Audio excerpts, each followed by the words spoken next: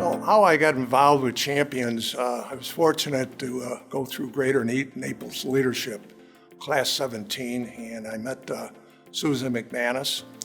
And for some reason, I always wanted to work with young people, and maybe specifically with lower income. We talked about different various roles, right, in Champions, and she started talking about the Take Stock program. And at that time, out at Golden Gate, they had just started a one-year program.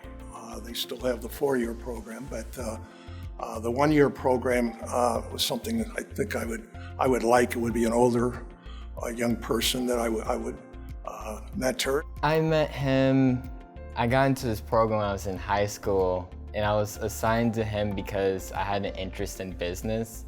So he led a program in my high school where he would mentor these business students and things like that. So he was a perfect mentor for me for that reason, especially since nowadays I am in the getting a business major in data analytics. So it just was a match made in heaven, honestly. If I had not done Take Stock and met those five boys and really getting the ideas of what they needed, okay, to go forward in life, I probably wouldn't have pursued the incubator program as much. Dr. Patton and 7 other people came up to Barrington, and we went to 2 other schools besides the Barrington schools, and that was probably 8 years ago, and came back, and they had this up and running in 2 months or 3 months for the next school district, and it usually takes a year, so it was amazing. And then I just went out and recruited a number of my friends that were in the Take Stock program. And the incubator program is a little bit different. Instead of one-on-one with a person, you're working with a group. You're really there to guide them.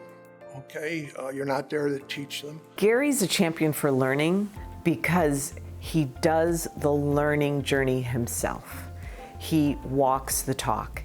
He doesn't simply expect students to be learners, he does it himself. And in his gathering of further supporters for all the initiatives for Champions for Learning in Collier County, he walks right alongside them.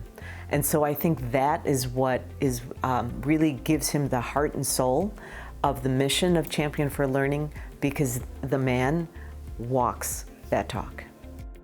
Oh, I'm very grateful to Champions because they provided me an organization that I could spend time and be very effective. If I tried to do this all by myself, we would not have been able to bring it to scale and able to deal with and help as many students in this case. So I'm extremely grateful.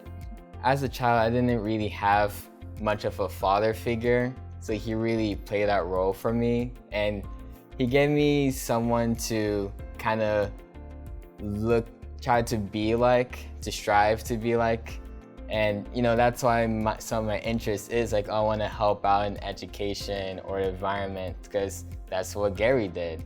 He decided to give back to his community. I believe Gary's a champion for learning because he likes to help young people become able to compete and perform in life. But I think it's extremely important for this community. If we want to grow this community and have a great community, we have to have an educated community.